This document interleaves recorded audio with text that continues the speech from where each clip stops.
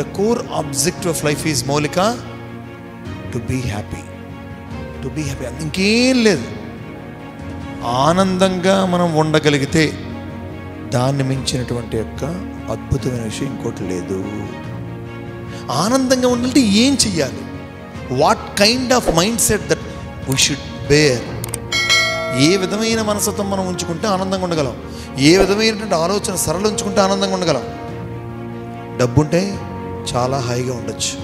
Yes, ఏది కావాలన్నా కొనుక్కోవచ్చు. Very good. ఎక్కడ కావాలన్నా వెళ్ళవచ్చు. ఎలా కావాలన్నా, ఏది కావాలన్నా తినచ్చు. ఏది తాగాలనిపించినా.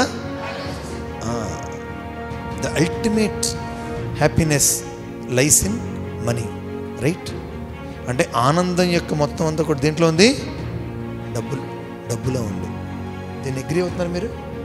లేదన్న వాళ్ళు ఎంతమంది చప్పట్లు కొట్టండి. ఆనందం డబ్బులో లేదు. Okay okay okay. ఆనందం డబ్బులో ఉంది అని వాళ్ళు చప్పట్లు కొట్టండి.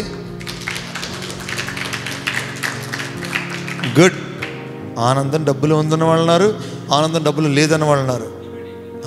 అయితే అసలు డబ్బు ఆనందాన్ని ఇస్తే, రేమండ్స్ కంపెనీ అధినేత తన 75 ఏళ్ల తండ్రిని నడి రోడ్డు మీద వదిలేశాడు, కంపెనీ మొత్తాన్ని లాక్కొని. ఇప్పుడు ఆ తండ్రి ఒక బికార్ అయిపోయి రోడ్డు మీద ఉన్నాడు. ధనవంతుడు, కోటీశ్వరుడు, రేమండ్స్ కంపెనీ. ఆనందం అంటే డబ్బులో ఉండాలి కదా. ఆనందం డబ్బులో ఉందనుకుంటే కోటీశ్వరులకు కూడా ఇవాళ నిద్ర పట్టట్లేదు. ఏసీల్లో చక్కటి డన్ల పరుపు మీద మెత్తగా హాయిగా రొజాయి కప్పుకున్నా సరే నిద్ర పట్టడంలా. స్వామి చెప్పారు తెలుసా, డబ్బు అనేటువంటిది కాళ్ళకి వేసుకుని చెప్పులో ఉండాలట. ఎలా ఉండాలి? చిన్న చెప్పు అయితే కాలు ఎక్కదు, పెద్ద చెప్పు అయితే నడవలేము. డబ్బు ఎక్కువైనా ప్రమాదమై మనకెంత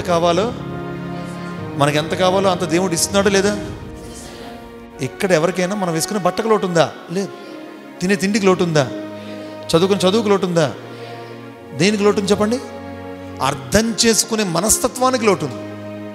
మనం పొందుతున్న అన్ని కంఫర్ట్స్ ఇవన్నీ కూడా ఐశ్వర్యమే. చాగంటి కోటేశ్వర గారు గొప్ప మాట చెప్పారు నాకు. నేను మొన్న ఎప్పుడు విన్నాను, చాలా బాగా అనిపించింది.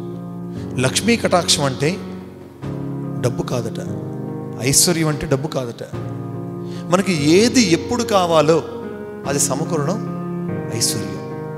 ఇవాళ మధ్యాహ్నం మనం తినడానికి ఏం కావాలి? భోజనం. అది దొరికింది, ఐశ్వర్యవంతులమే.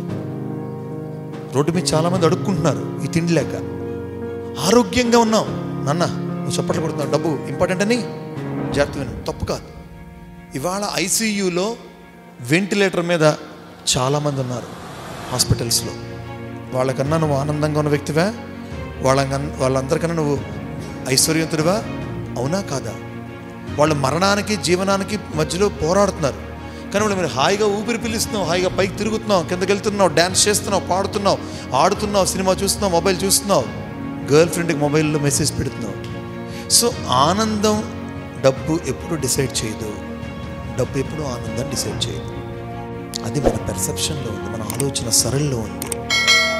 తక్కువ డబ్బులతో జేబులో ఏం లేకుండా కూడా సంతృప్తిగా జీవించిన వాళ్ళు ఉన్నారు.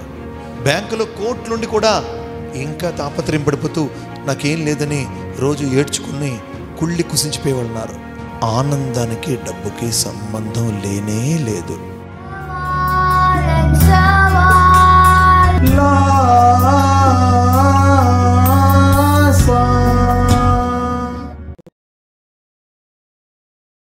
Like this video, share this video and subscribe to Lhasa Foundation YouTube channel and click on the bell icon for notifications.